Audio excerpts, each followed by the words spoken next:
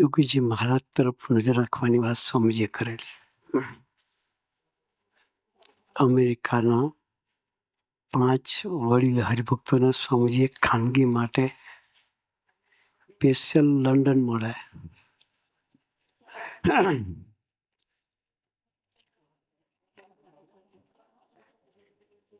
ઠેઠ અમેરિકાથી લંડન બોલાવ્યા તો કેટલી સિરિયસ ખાનગી હોય.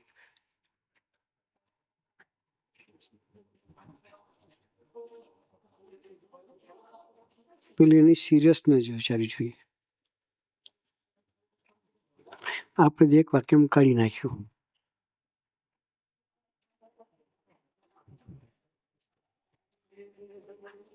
એની સિરિયસનેસ વિચારવી. એ સિરિયસનેસ આપણે વિચારી શકીએ એ વિચારવી છે. પેલું એ જે કહેવા માંગતો હોય એની સિરિયસનેસ વિચારવી જોઈએ.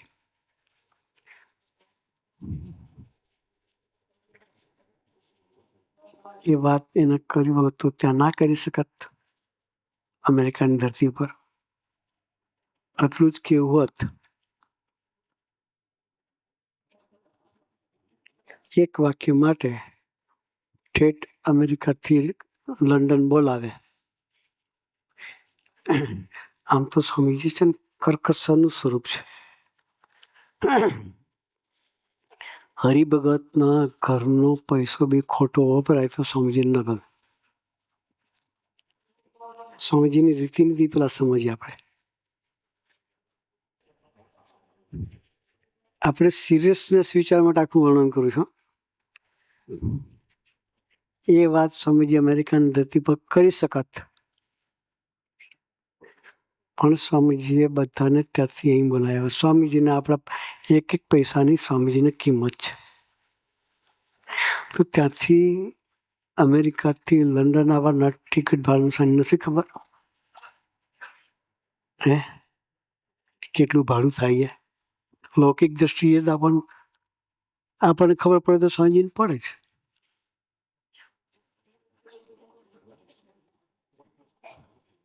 એ તમારા ઘરની લાઇટ ચાલુ હોય તો અમને ખખડાવીને કે લાઇટ બંધ કરીને આવો બહાર. ને કદાચ અમે ભૂલી ગયા તો સ્વામીજી પોતે પાછા જઈને લાઇટો જાતે બંધ કરે. એ બધાને ખબર છે કે સ્વામીજી જાતે લાઇટો બંધ કરી દે હરિભક્તોના ઘરની. બાથરૂમમાં લાઇટ ચાલુ રાખી નીકળ્યા હોય આપણે કે લાઇટ બંધ કરો. એટલું આપણા પૈસાની જો સ્વામી ચિંતા કરતા હોય, તમારો પૈસો ઠાકોરજીનો માને છે. શું માને છે? તમારો પૈસો એ સ્વામીજી ઠાકોરજીનો માને છે. એટલે ઠાકોરજીનો એક પૈસો બગડે નહીં એ માટે એ જો કાળજી લેતા હોય તો એ અમેરિકાથી લંડન બોલાવે તો વગર ટિકિટે જવાનું છે.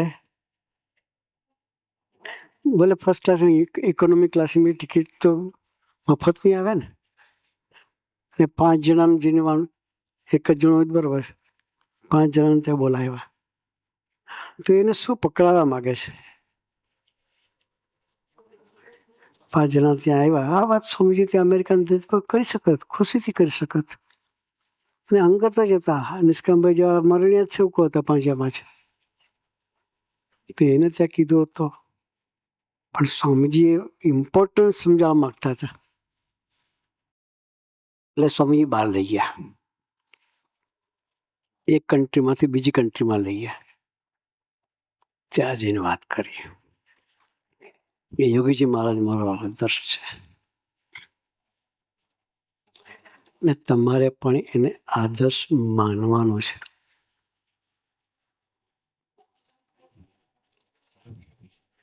તો એ આદર્શ તરીકે શું જ એમાં વિશિષ્ટ શું બતાવવા માંગે છે એ આપણે બધાએ કરવાનું છે. જે સ્વામીજી કરાવવા માટે ધરતી પર આવ્યા છે. યોગીજી મહારાજ દરેકની આગળ હાથ જોડીને જીવી ગયા છે. દરેકની આગળ હાથ જોડીને દાસના દાસ થઈને જીવીને ગયા છે.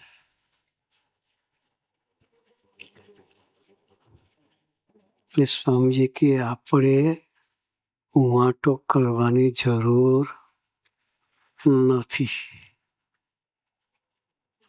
પોતાના અભિનિવાસમાં ચાલવાની જરૂર નથી. આનંદ બ્રહ્માંડ જેને આધારિત ચાલે છે એ યોગીજી મહારાજ છે. છતાં એ પોતાનું એનો અભિનિવેશ રાખતા નથી કે ભાઈ મારે લઈને તમે શ્વાસ લો છો. એ બધાના દાસથી જીવ્યા છે. કોઈની આગળ રંચ માત્ર વાંટો કર્યો નથી. ને સમજી આપણને બધાને ઘૂંટાયું છે. દાસના દાસ. આપણે દાસના દાસ બોલે તો સ્વામીજીનો ફેસના ભાવ બદલાઈ જતા હતા. સ્વામીજીના ફેસના ભાવ બદલાઈ જશે કે બોલે છે ને કોક દાડો શીખશે, કોક દાડો વરસશે. બોલશે તો વરસશે. સાહેબ શું કહેતા? બોલશે તો વરસશે. સ્વામીજીને વર્તાવા છે. એટલે સ્વામીજી કહ્યું કે મારો આદર્શ યોગીજી મહારાજ છે. આપણે બધા એને આદર્શ રાખવાનું છે. ખોવાય ને વર્ત્યા. પોતાનું રંચ માત્ર અસ્તિત્વનું દર્શન નથી થવા દીધું. એ ક્યારેય હુંવાટો નથી કર્યો.